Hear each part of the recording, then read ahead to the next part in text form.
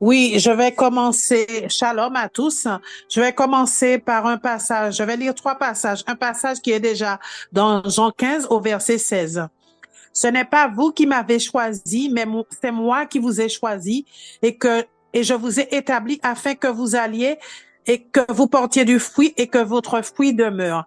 Alors, ce que vous demanderez au Père en mon nom, il vous le donnera. Donc, ce n'est pas nous qui avons choisi d'être sauvés. Ce n'est pas par notre mérite ou ce que nous étions ou quoi que ce soit. Et, mais c'est le Seigneur qui nous a choisis d'après la prédestination. Hein. Il nous avait déjà prédestinés parce qu'il nous dit dans un autre passage, euh, je vous ai choisi avant la fondation du monde. C'est pour vous dire, voilà, Dieu est bien au-dessus de nous et je vous ai établi afin que vous alliez, que vous portiez du fruit et que votre fruit demeure. C'est son plan avant tout que nous portions du fruit pour sa gloire, quoi, pour être en témoignage au monde. Et il faut que ce fruit, non seulement qu'on le porte, mais qu'il faut qu'il demeure. Alors, ce que vous demanderez au Père en mon nom, il vous le donnera. Donc, tout ce qu'on demande selon sa volonté, il nous le donne. Voilà. Alors, j'ai encore un autre passage dans Ésaïe 40, verset 31. Ceux qui se confient en l'Éternel renouvellent leur force. Ils prennent le vol comme les aigles. L'aigle est fort, hein? Ils courent et ne se lassent point. Ils marchent et ne se fatiguent point. Donc, le Seigneur veut qu'on se confie en lui. Parce qu'il y a une sœur qui disait l'autre fois, oh, de toute façon, il sait déjà de quoi on a besoin. Oui, mais il aime bien que nous lui formulions nos requêtes, quoi, que nous soyons précis, etc. Et c'est bien d'avoir une relation comme Moïse, il avait cette relation vraiment très profonde avec le Seigneur qui se manifestait directement. Donc, le Seigneur veut vraiment avoir cette communion intime que nous puissions vraiment nous confier en lui comme un père, comme un confident, comme voilà, il doit être notre tout et nous devons compter sur lui pour tout, quoi. Donc, nous prenons notre vol comme les aigles à tous les niveaux. Au niveau spirituel, il nous renforce, il nous fortifie au niveau psychologique, physique. Et on ne se lasse point et on ne se fatigue point avec lui parce que dans cette communion, il nous restaure, il nous renouvelle sans cesse. Voilà. Alors, le troisième passage se trouve dans Michée 4, verset 41. Ils habiteront chacun sous sa vigne et sous son figuier, et il n'y aura personne pour les troubler, car la bouche de l'Éternel a parlé. Il arrive un moment où Dieu nous met au repos. C'est vrai qu'il y a des épreuves, mais il n'y a pas que ça dans la vie chrétienne. Il y a de bons moments, il y a des bénédictions, il y a, voilà, et on est reposé, il nous mène près des eaux paisibles, il nous emmène, voilà, quoi, dans, dans tout ce qui est calme, au bord des eaux paisibles. Et vraiment, Dieu, son but, comme dirait une sœur, parce qu'on a eu une réunion de femmes ce matin à l'église, dans une église, et elle disait, Jérémie 29, 11, ces projets sont des projets de paix et non de malheur. Son but, c'est notre bonheur, quoi, que nous soyons épanouis pour pouvoir être un témoignage. Voilà, parce qu'on peut pas être dans les épreuves du 1er au janvier au 31 décembre. Je pense que si c'est comme ça, si les gens nous voient tout le temps tristes, c'est pas un témoignage non plus. Voilà. Que Dieu vous bénisse. Voilà. Amen. Gloire à Dieu. Ben moi, je vais prendre dans Job 35. Alors, je vais lire. Merci Seigneur. Élu reprit et dit, imagine, tu avoir raison. Penses-tu te justifier devant Dieu quand tu dis, que me sert-il, que me revient-il de ne pas pécher? C'est à toi que je vais répondre et à tes amis en même temps. Considère les cieux et regarde. Vois les nuées comme elles sont au-dessus de toi. Si tu pèches, quel tort lui causeras-tu? Et quand tu pèches, et quand tes péchés se multiplient, que lui fais-tu? Si tu es juste, que lui donnes-tu? Que reçois-tu de ta main? 8. Ta méchanceté ne peut nuire qu'à ton semblable. Ta justice n'est-il qu'au Fils de l'homme?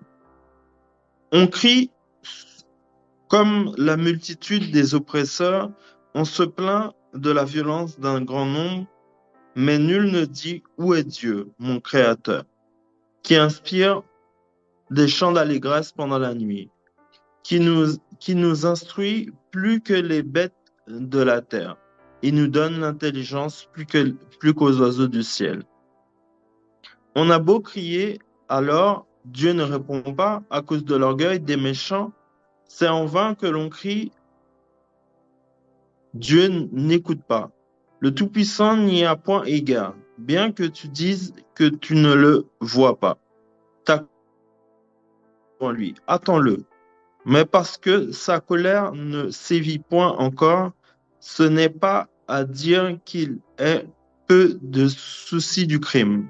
Ainsi Job ouvre vainement la bouche, il multiplie les paroles sans intelligence. Merci Seigneur. Alors ce passage, c'est quand Job il est avec ses amis.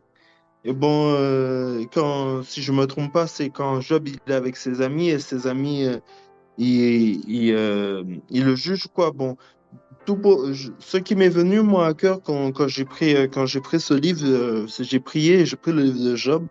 C'était juste pour dire que parmi tout ce qu'on peut traverser, Dieu est fidèle. Il est encore fidèle, il est juste, il est bon. Soyons patients, n'écoutons pas la voix qui nous dit on est perdu. N'écoutons pas la voix qui nous dit, euh, qui nous dit toutes sortes de bêtises, qui nous dit même, tu peux me dire, ouais, ton avenir, ça va être ceci, ça va être cela, ça va être cela. Parce que c'est les mensonges du diable. La Bible dit que, que, que c'est Dieu seul qui sait quoi. C'est Dieu seul qui connaît toutes choses. Confions-nous en Dieu et attendons-nous à lui parce que on peut traverser beaucoup d'épreuves dans la vie chrétienne, comme dans la vie courante. Il y a même des gens qui connaissent pas Dieu et souffrent, ce qui est encore plus terrible. Mais nous qui avons Dieu dans nos vies, et pour ceux qui nous écoutent qui n'ont pas Dieu, confiez-vous en Dieu. Et pour nous qui avons Dieu, soyons patients. La Bible dit que c'est heureux l'homme qui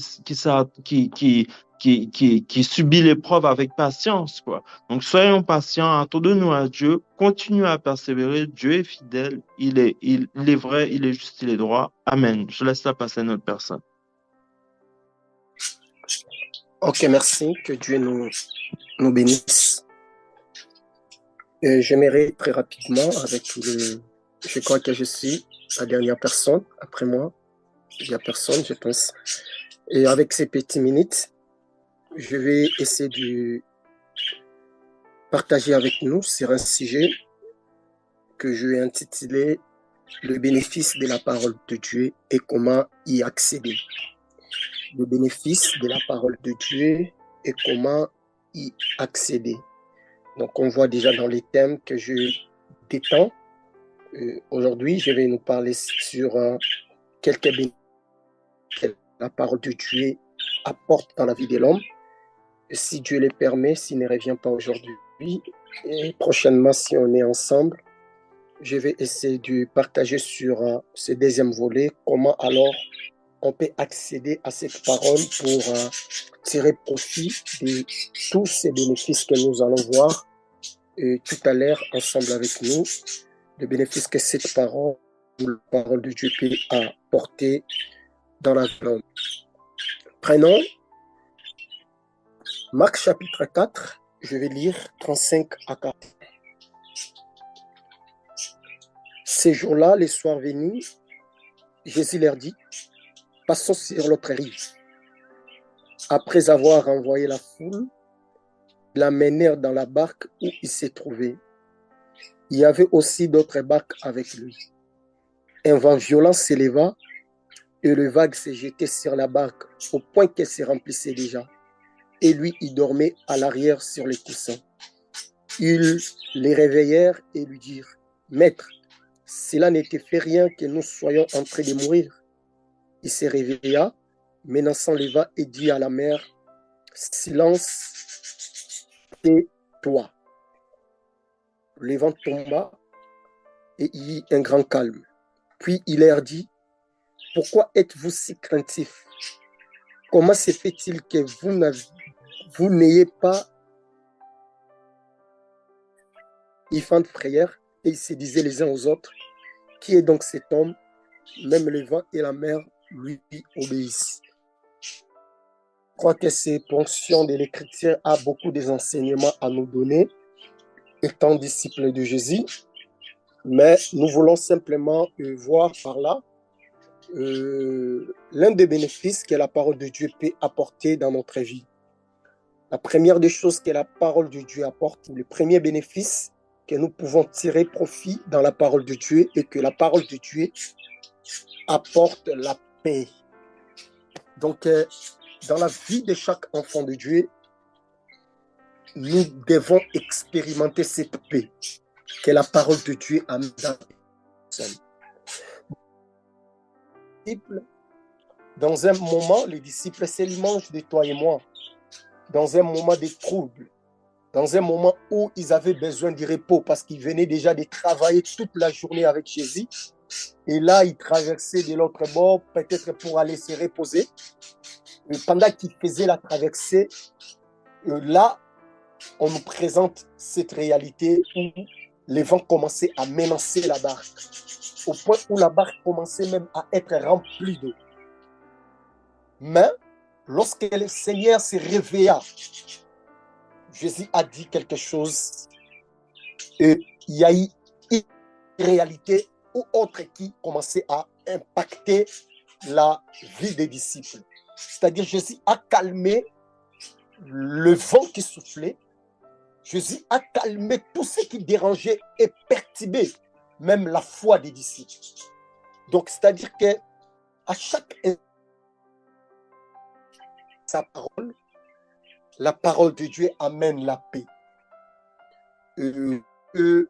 La saison où nous sommes en train de traverser, ma prière est que la parole de l'Éternel, cette parole que nous sommes en train de partager, apporte la paix dans ta saison auquel tu es en train de traverser.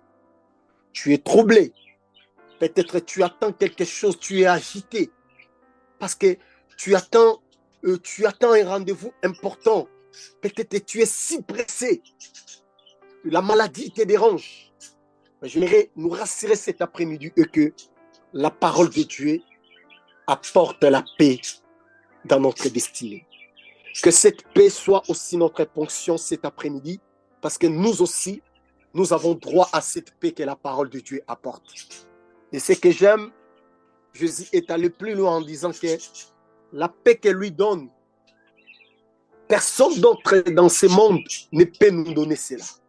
Donc, il nous donne une paix que le monde ne peut jamais nous donner. Oui, l'argent, c'est un facteur, un élément très important dans la vie.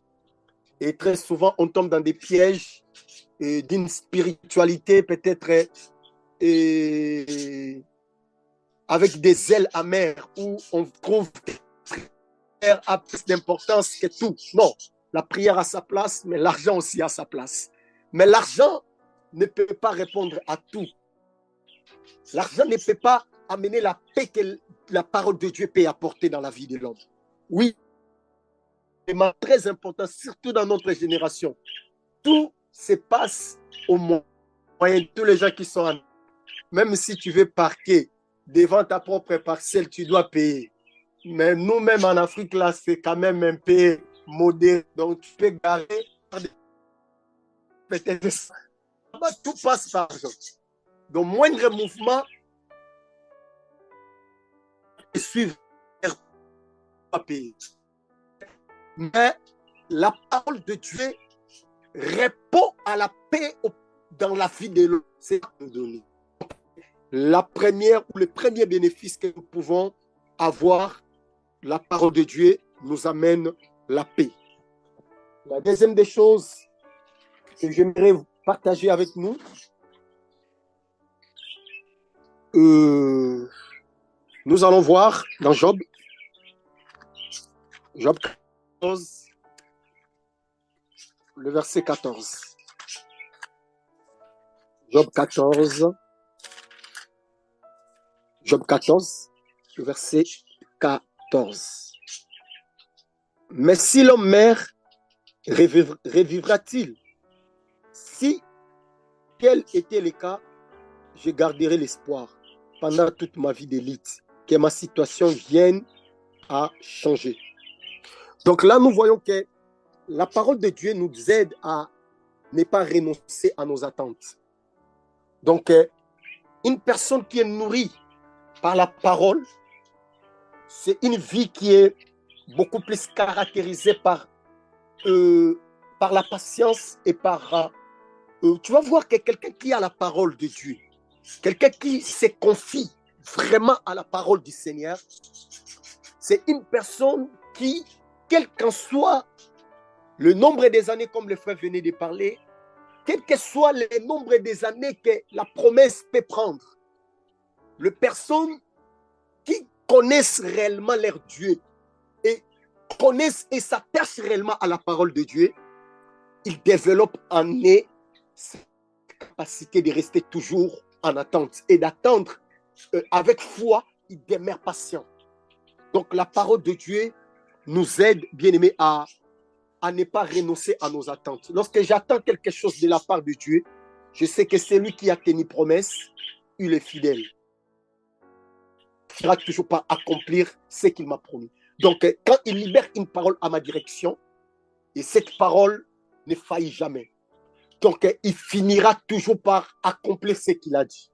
Donc, une personne qui est nourrie par la parole, c'est une personne qui sait patienter et développer cet esprit de patience en nous. Donc, la deuxième des choses ou le deuxième bénéfice, la parole de Dieu nous aide à ne pas renoncer à nos attentes. La deuxième des choses, la parole de Dieu porte la guérison. Qui nous a sortir de certaines situations. La parole de Dieu apporte guérison. Moi, je crois tellement en Dieu. Je suis malade, c'est très difficile pour moi d'arriver à prendre les médicaments. J'arrive, c'est vraiment, je suis vraiment à l'aise. Je ne sais pas, c'est tellement difficile. Même là, je suis en ça quelques jours. Et normalement, si une autre personne, il va déjà aller chercher, je sais que Dieu va me guérir. Okay? Il y a des moments où, bien aimé, nous devons placer notre foi à la parole de Dieu. Tu es malade, moindre malade, pouf, nous sommes à la pharmacie pour aller trouver remède. Moindre tous, nous allons chercher médicaments. Moindre mouvement, nous allons chercher à être... Non, bien aimé, parfois étant enfant de Dieu, nous devons amener notre foi au défi. Je suis malade, mais Dieu va me guérir. Je parole de Dieu déclare un verset biblique. C'est un bien-aimé, un enfant de Dieu doit commencer à vivre pour la parole. Donc, la parole de Dieu apporte la guérison. Il y a beaucoup de versets que je peux lire, tels que Luc chapitre 5, le verset 15, la femme au sang coulant. La Bible dit que cette femme dépensait tout ce qu'elle avait. Elle a consulté les médecins. Les médecins l'ont prescrit des médicaments. Elle a été consultée. Elle a fait des radios, des scanners. Elle a consommé tous les médicaments de son époque pour sa guérison. Mais le jour-là, la femme a expérimenté un miracle que la parole seule peut apporter. Donc la parole de Dieu apporte la guérison. Il y a beaucoup de versets que tu peux lire, tu vas voir que la parole, par la parole, les personnes peuvent être. C'est ça même la folie. Parce que lorsqu'on commence à marcher avec Dieu, nous marchons bien aimés par la folie. La vie chrétienne, parfois des chrétiens, des disciples, ce sont des fous et des folles. Il y a des choses où quand quelqu'un te regarde, il doit être étonné. Comment c'est que tu es en train de vivre dans ta vie? Tu es encore là dans ta maison. Les cas là, tu dois être déjà là à l'hôpital, interné là-bas. Mais toi, tu crois que ma situation là, ce n'est pas là-bas. C'est Dieu qui va traiter cette situation. Donc, bien aimé, c'est comme ça, à un moment donné, nous sommes censés être enfants de Dieu. Je ne te parle pas des choses, je te parle des réalités que nous tous, à un moment donné, nous avons bien aimé en face dans notre marche avec Dieu. Donc, ni t'étais cela, peut-être ne pas être aujourd'hui ce que nous sommes. Il y a des moments où tu auras l'argent. ne va pas répondre. La parole de Dieu peut répondre. Croyons à la parole. L'enfant malade, tu pries, mais tu déclares et tu chasses la parole. Tu prends la parole de Dieu, tu pries avec la parole, tu libères. Bien, mais parce que la parole de Dieu libère toujours un esprit. Donc, quand tu déclares cette parole, l'esprit de vie va entrer dans la vie de cet enfant qui est presque mourant. Donc, il faut apprendre, quelle que soit la maladie, apprenons à croire que, quelle que soit la maladie que je suis en train de porter dans mon corps, la parole guérit.